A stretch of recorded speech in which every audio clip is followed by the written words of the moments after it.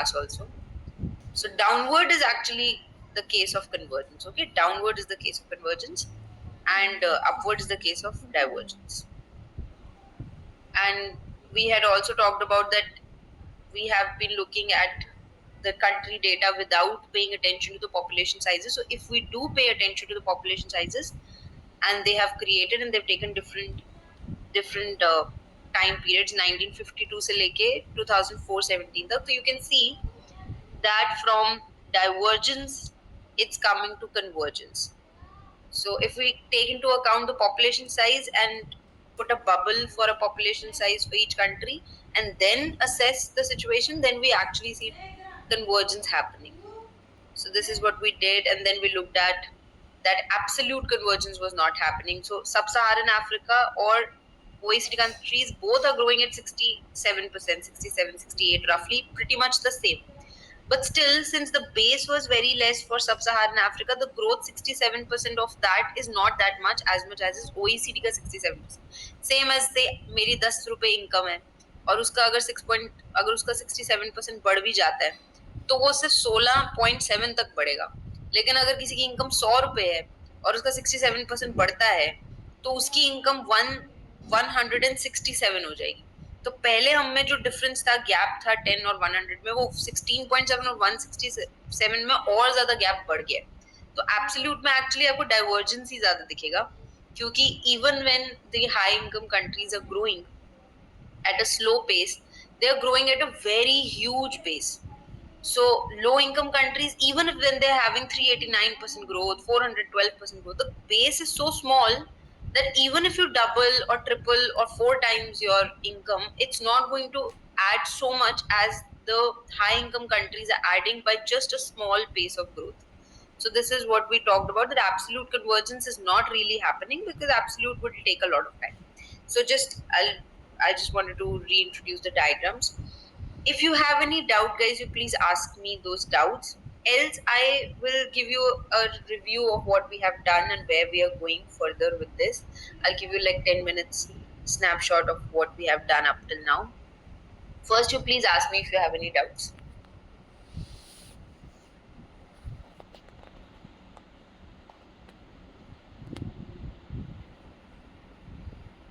Okay, so I'm assuming there's no doubts over here. So if you have any doubts, you can stay also and ask me. Let me just give you a short review of what we have done. So, and I hope my screen is visible to everyone. Is my screen visible to everyone? Yes. Yes, ma'am. Okay, thank you, Ravi. Thank you, Ravi. Okay, so let's look at what we have been doing. By the way, development economics as such is a paper which you can easily understand intuitively, because many of the discussions you do not really require economics to understand that. It's very much rooted to very much it's historical, cultural, and many other things, and something we have all understood that for development we need those things. In fact, development is the most easily understood by the masses people, because when we are saying about development, we say that we need education, we need health, we need income. All of us understand that these things are important.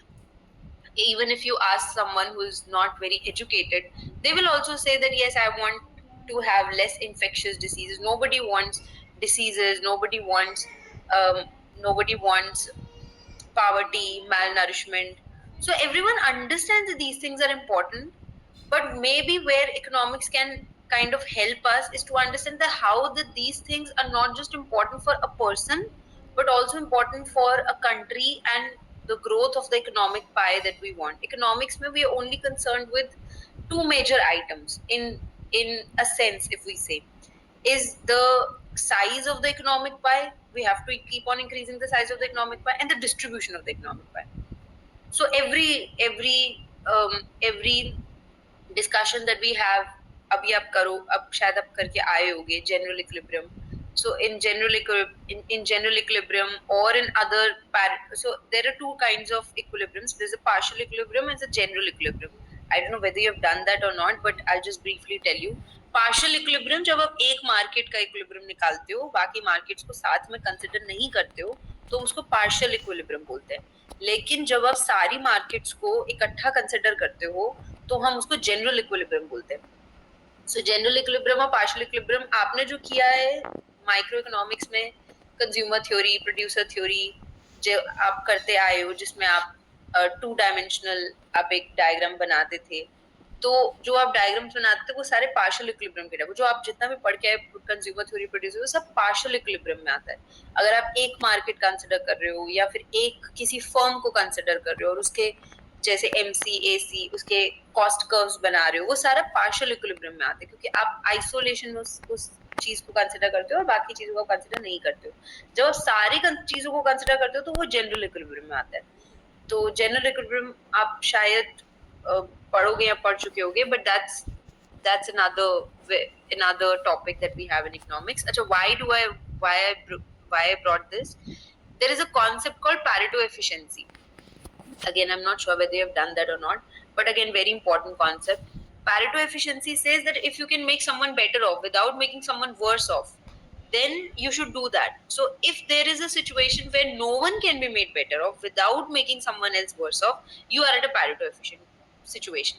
So say for example, our economy is our class and I can make someone better off without making someone worse off. किसी एक का भला करने में किसी का नुकसान नहीं हो रहा, तो आप उसको भला कर दो. अगर ऐसी सिचुएशन में पहुंच जाते हो जिसमें आपका आपको आप ऐसी सिचुएशन में पहुंच जाते हो जिसमें आपको किसी का भी भला करने के लिए किसी का नुकसान करना पड़ेगा, किसी का ऐसा भला नहीं हो सकता without making someone else worse off, then we say that we are at a Pareto efficient condition. आप पैरेटो एफिशिएंसी पे हो, आप ऐसी पोजीशन पे हो कि आप किसी का बेटर ऑफ नहीं कर किसी को बेटर ऑफ नहीं कर सकते without making someone worse off. By making someone worse off तो आप किसी ना किसी को बेटर कर ही दोगे, लेकिन we are at a situation that now no one can be made better off without making someone worse off. So this is Pareto efficiency. So हम हमेशा इकोनॉमिक्स में इंश्योर करते हैं that we reach at a Pareto efficient outcome.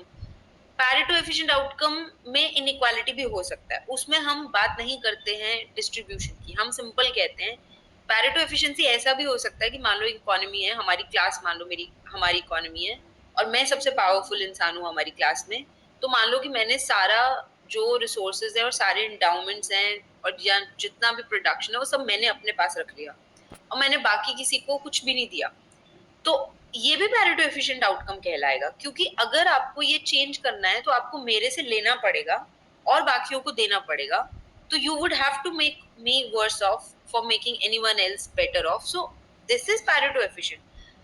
The Pareto efficiency condition आपकी equality inequality को justify नहीं करती, वो सिर्फ आपको ये बताती है कि ये मोस्ट प्रोडक्टिव एफिशिएंट आउटकम निकल के आ गया है.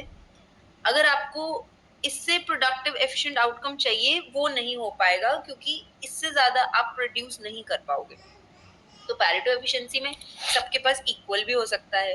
अब सबके पास इक्वल होगा तब भी वो पैरेटो एफिशिएंट कहलाएगा, क्योंकि अगर आपको एक को थोड़ा ज्यादा पावरफुल बनाना है तो दूसरों से लेकर उसको देने के लिए आपको दूसरों को वर्स ऑफ करना पड़ेगा. तो वो भी इक्वालिटी भी सबके पास एक इगैलिटेरियन सोसाइटी है, सबके पास इक्वल है, वो भी पैरेटो एफिशिएंट है. एक के पास सब कुछ है बाकी किसी के पास कुछ नहीं है, वो भी पैरेटो एफिशिएंट होगा. तो ये सारी सिचुएशन तो हमें सिर्फ इकोनॉमिक पाई का साइज और एफिशिएंसी में बताता है. दूसरी चीज आ जाती है equity. Equity is the consideration of that how much is in the hands of whom. So that is another consideration which is very important. और डेवलपमेंट के लिए मोर सो हमारे लिए इक्विटी बहुत ज्यादा इंपॉर्टेंट होता है कि हमारा efficiency is one part of the game. Another part of the game is that you look at the equity, and equity is important. Most of the people might think that equity is obviously okay, we do not want so much of inequality, and they would understand based on their own understanding of things that okay, equity is not nice because we do not want to see people with differing income levels. It's nice if people are of the same income levels, but as long as you are the one having more income level and the others have less, we don't have a problem. And usually people will not have a problem unless they are the ones having more, the other ones having less. So equity is not really easily understood, that why does that play a major role in development game or in general economics. How does it matter so much? Because for a person it would only hurt them when they are the ones who are earning less or getting less, so they will ask for more share of the economic pie. But for economics, we understand that equity leads to a lot of societal issues which may be impediments to growth, and we do not want that. If there is not enough equality, there's of course various sorts of other social complexities. But if the set of people who are getting less are getting so less that they cannot even sustain themselves, they cannot prevent themselves from infectious diseases or other things, then it is going to be problematic for the whole society and economy, because we need input, labor input from people for our factories. We need we need um, we need people to demand our goods and services. So the demand and supply of our input is going to come from people. There is economics behind it. There's also the reason that if there is a lot of people in the lower income bracket, then they are going to be more prone to problems of different sorts, and those problems might spread. And if there's malnourishment, poverty, it's not even good to see in a society that people are still suffering from these kinds of issues. So when we come to development subject, we realize that these problems have much more impact on the society than we normally take them.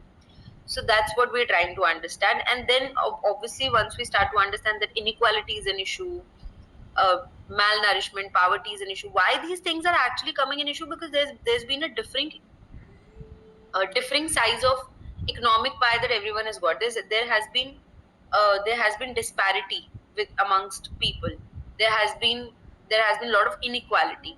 So the people who are on the lower end have suffered so much that they are still fighting with issues like poverty, malnourishment, infectious diseases, unemployment, severe unemployment. And unemployment is a major issue in macroeconomics. We keep talking about unemployment, but we have all the in macroeconomics, our three major issues that we have, three, four major issues. The majority of the topics are related to unemployment, inflation, growth. These are the three. These are like the buzzword of macroeconomics. In fact, whichever government may come, whichever party may come, whichever manifesto you read, they will always talk about unemployment, inflation, growth. These are the three topics everyone will talk about. So, why is unemployment so important? Because unemployment has its own, and in development, we understand that it has its own issues, it has its own shortcomings that we need to address. We need to study carefully. So that's why we're talking about inequality in so much more detail in development. And one important thing which we are going to discuss in inequality is the country disparity. Countries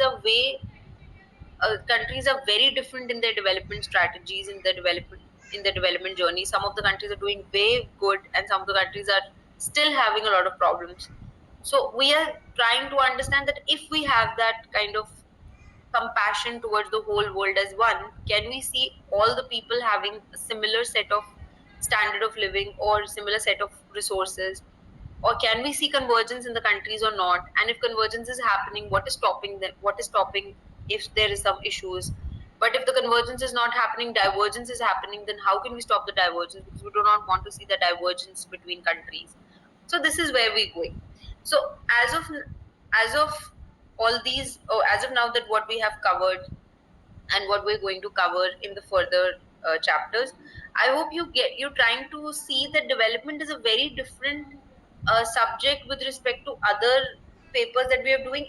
In what way is that development is looking at the broader picture of things, as in we are looking at, when we're looking in microeconomics or macroeconomics, we're just looking at one particular individual, that okay, if this is firm, how this firm is going to maximize profits, how this consumer is going to maximize utility. But now with development, we're seeing that whether every individual has the same set of opportunities or not. Do they even have the opportunities to consume a certain set of goods, and how the populations are surviving, and what possible things we can expect. So development looks at a very broad picture, and it looks at all those issues which are not really covered in partial equilibrium analysis, in microeconomics or macroeconomics also. at times it's not really covered. So we're looking at all these aspects. So we're looking at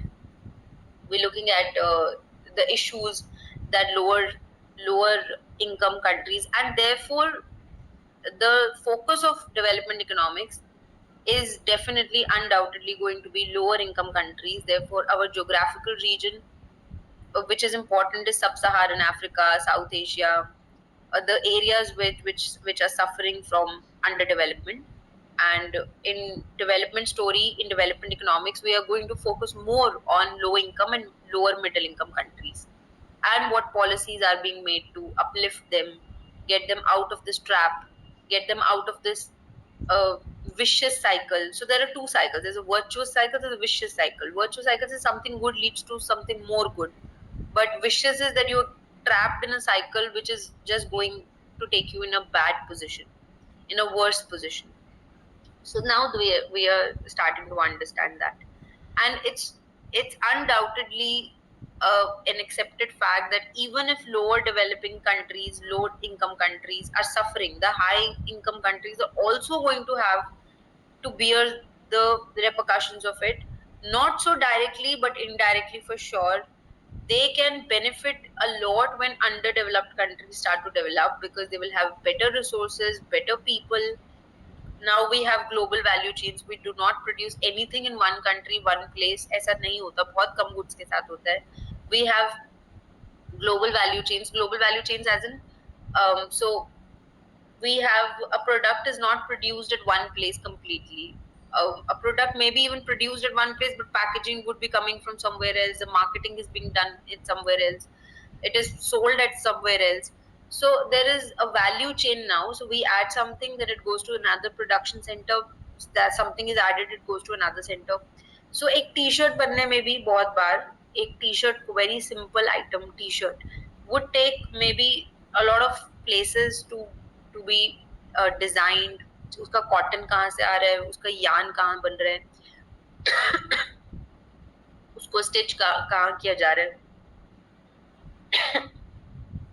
उसके ऊपर may be graphic designing हो रहा है, ये paint हो रहा है, वो कहाँ हो रहा है, उसको उसका पैकेजिंग कहाँ से आ रहा है. सो in fact there's actually a good book. It's something, I don't remember exactly the name. It's something called Journey of a T-shirt. I'll just search if I can find that, and they show you journey of a T-shirt something.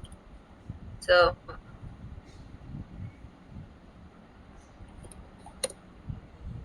it's an economics book. I'm not sure what was exactly the name. The travels of a T-shirt in the global economy. Okay, anyway, you can possibly, if it's showing, it's a YouTube link. Probably they have a video. You can check that. The idea being that in this global economy, you do not produce one thing at one place. So if underdeveloped and low developing countries also start to develop, then there would be better resources, better people, better productivity, better R&D. So even developed countries are going to benefit. Of course they're not going to enjoy the status of the they will not going to enjoy the status of only developed countries and rich countries that they are, and others are lagging behind. अगर अगर countries को उस चीज में benefit मिलता है, to see other countries suffering, then that benefit is stripped away. But otherwise it's always better to increase the economic pie that every other country is doing. So that is what we will also slowly understand. अगर US को फायदा होगा अगर India China grow करेगा, because they can trade better with them, they can have better terms of trade, they can have better goods, they do not need to uh, they they would have better people working, they can spread their value chain even further. So अगर बांग्लादेश में भी और अच्छा हो जाता है, और अगर उधर हमें रिसोर्सेज ज्यादा मिल जाते हैं, लोग अच्छे मिल जाते हैं, तो you can spread your value chain even more further in better countries, in more countries. You would have better markets then. आपके पास ज्यादा लोग खरीदने वाले हो जाएंगे.